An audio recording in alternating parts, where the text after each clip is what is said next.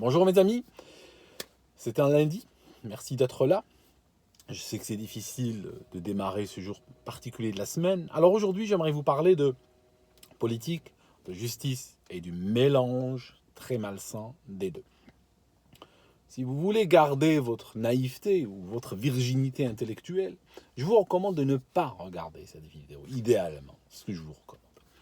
Alors, vous avez vu récemment qu'en France, Marine Le Pen a été mise en examen pour une histoire de tweet. Elle a retweeté des photos, une photo en particulier, d'un crime de Daesh pour le dénoncer.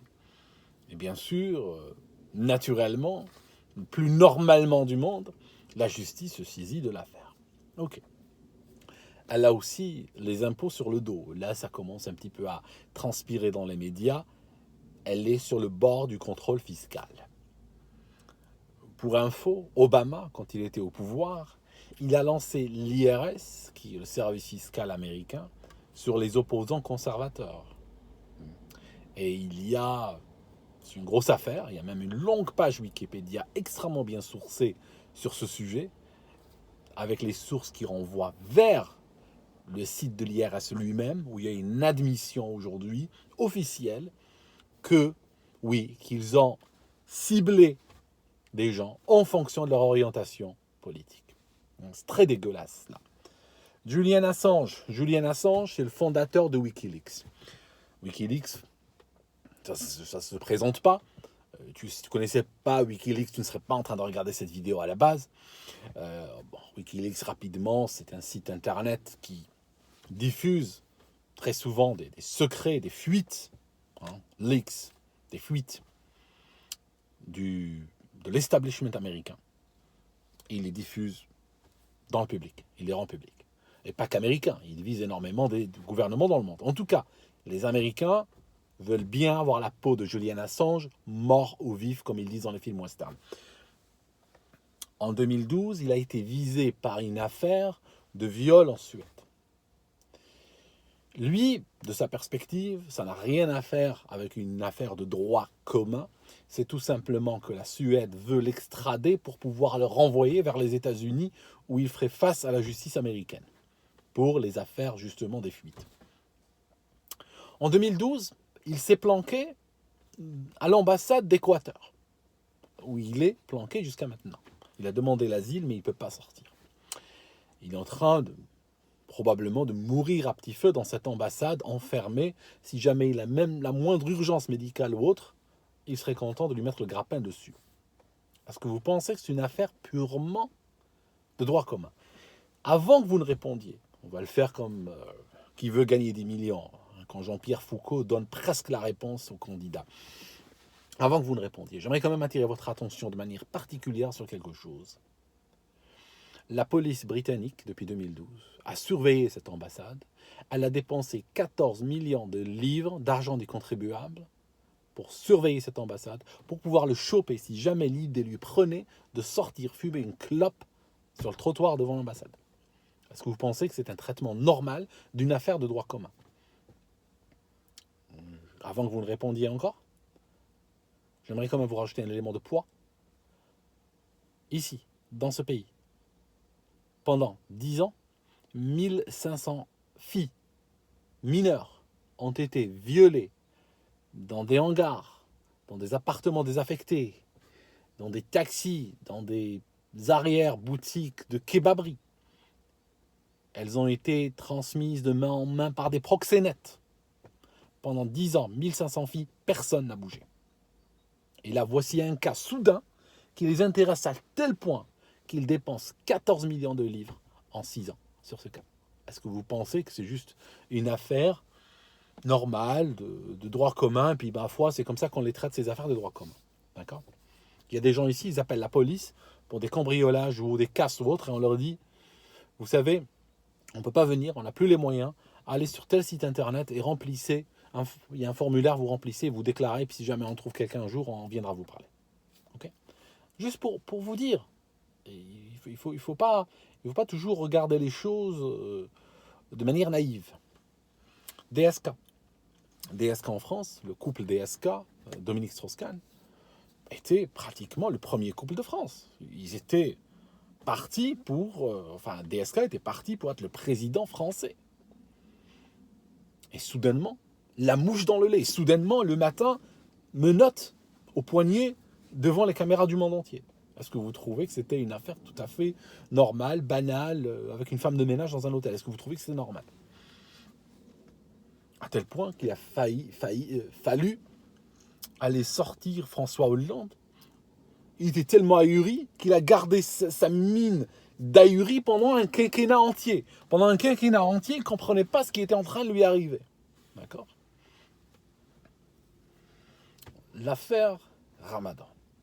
Est-ce que vous pensez que quelqu'un, dans les phrases qui étaient connues, même dans des universités, des lycées où il enseignait, connu pendant des décennies pour les pratiques qui étaient les siennes, est-ce que vous pensez que soudainement, par une sorte de vertu républicaine, on décide de l'arrêter ou bien est-ce qu'il y a autre chose? Vous comprenez? C'est comme DSK. DSK, ces affaires en dessous de la ceinture, elles étaient connues par le tout Paris. Ce n'était un secret pour personne. Pourquoi soudainement, à la veille des présidentielles françaises, il se retrouve en menottes devant les caméras du monde entier? Vous comprenez ce que je veux dire? Il y a quelque chose, il y a des éléments qui vont au-delà, d'accord, qui vont au-delà de la simple histoire de justice. Julian Assange, je n'ai même pas vu des associations se bouger pour lui, par exemple. Il est étranger, il est requérant d'asile, migrant, demandeur d'asile, réfugié, ce que vous voulez. Personne ne bouge pour lui, rien du tout. DSK, Dominique Strauss-Kahn, pareil. Ils sont tous partis à le lyncher. Ramadan, pareil. Mais est-ce que vous pensez que le système est là pour la justice ou bien est-ce que vous pensez que le système utilise la justice pour servir des desseins autres? Voilà l'idée que je cherche à vous ramener. Alors, je vous explique un truc. Faire tomber des hommes en particulier pour des histoires de cul, c'est quelque chose de vieux comme le monde. Tous les services secrets du monde ont utilisé cette méthode-là, jeter la femme entre les bras de l'homme, parce que c'est exactement comme ça que ça marche. Alors, dans les cas dont je vous parle, personne n'a jeté aucune femme entre les bras de ces gens. C'était des gens qui naturellement étaient, comme on dit vulgairement, avaient une vie sexuelle basée sur une forme d'excès, sur une forme d'exubérance, pour faire poli. Et bien sûr, ceux qui les avaient dans le collimateur avaient des dossiers sur ça. Assange, DSK, Ramadan, c'était connu. Leur vie sexuelle, ce n'était un secret pour personne.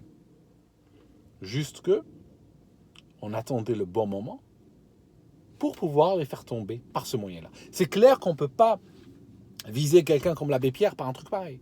Par contre, un Ramadan ou un DSK ou autre, c'est clair. On l'attend, c'est un queutard, on attend le jour où il va faire le dérapage de trop, et puis à ce moment-là, boum, on lui sort tout. Voilà, de A à Z. Mais pourquoi Ramadan ce jour-là? Alors, je vous explique un truc.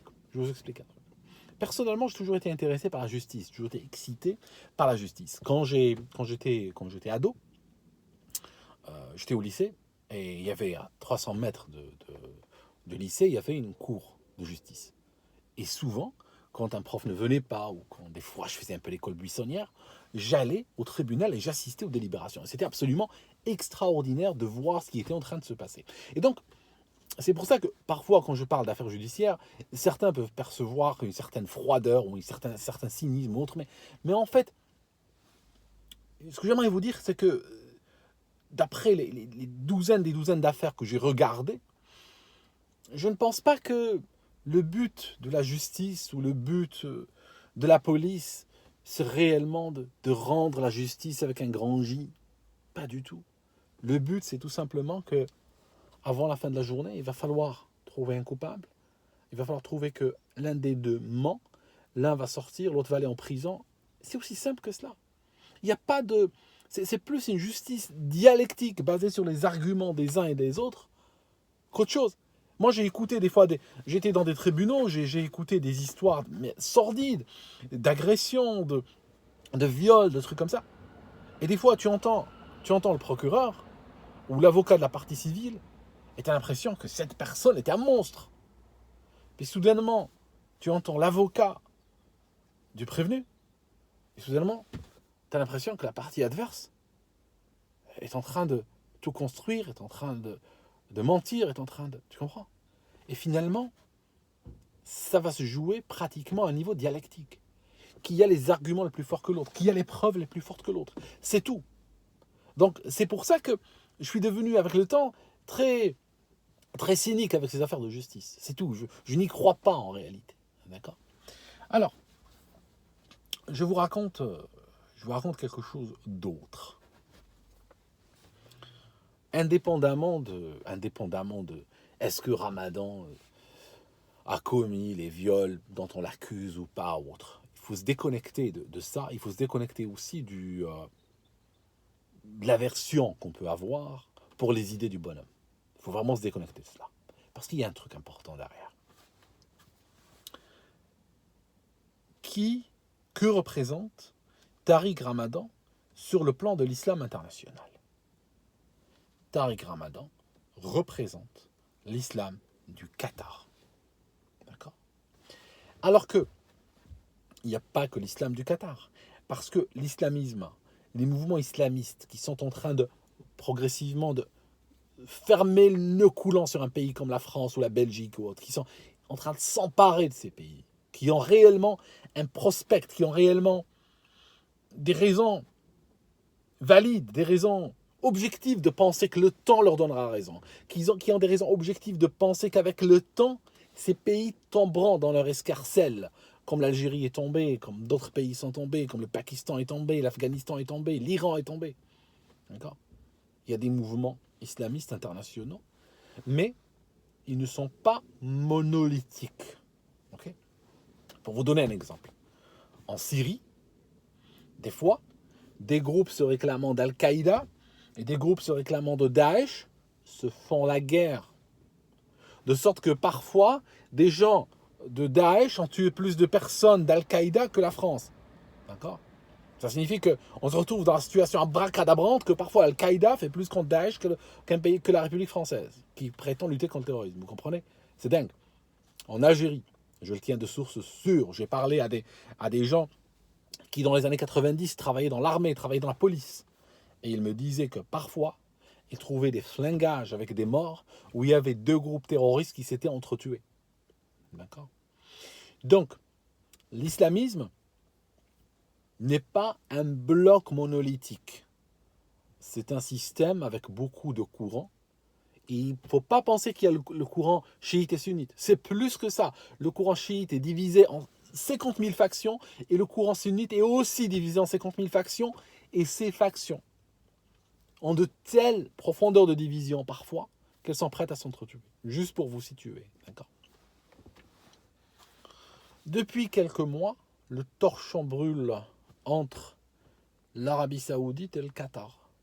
Okay? Vous savez qu'aujourd'hui, dans les hôtels saoudiens, ils ont interdit aux hôtels, sous peine d'amende très lourde et de prison pour les gestionnaires de l'hôtel, de laisser ou permettre l'accès de la chaîne Qatari Al Jazeera sur les télévisions d'Arabie Saoudite, qui sont en Arabie Saoudite dans les hôtels. Vous voyez ce que je veux dire? Aujourd'hui, rien que de porter un t-shirt avec le logo de l'équipe nationale du Qatar, on peut aller en prison pour ça. D'accord? En Arabie Saoudite. Il y a une sorte... Alors, l'Arabie Saoudite ne peut pas yéméniser le Qatar. Ce n'est pas possible. Chaque ennemi le gère différemment. Trop d'argent, trop d'intérêt en jeu pour juste y aller sommairement et bombarder. Ça ne marche pas comme ça. Mais il y a une lutte d'influence. Et votre pays est un territoire que plusieurs groupes islamistes veulent mettre le grappin dessus. Et généralement, ils ont beaucoup de succès dans cette aventure-là. Ça marche très bien pour eux. Ils avancent comme dans du beurre, littéralement. Il n'y a quasiment pas de résistance. Au contraire, ils trouvent le tapis rouge. Mais Dans ma vision, il y a l'influence saoudienne, wahhabite, et il y a l'influence qatari. Je ne dis pas que l'une est meilleure que l'autre pour vous. Les deux vous transformeront en dhimmi sur la terre de vos ancêtres. Ça c'est clair, il n'y a pas à dire. Mais les deux sont en train de se faire la guerre aujourd'hui. Et je pense que Tariq Ramadan est tombé dans le contexte de cette guerre-là, parce que lui était perçu par les wahhabites comme un agent d'influence du Qatar en Occident.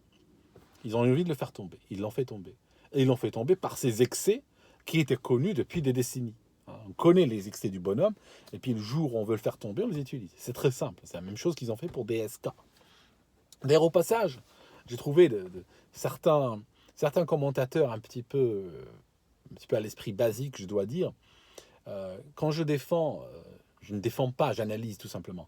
Quand j'analyse l'affaire DSK en disant qu'il est tombé pour des raisons politiques, personne ne dit que je suis juif ou que je suis pro, je ne sais pas quoi. Quand je parle de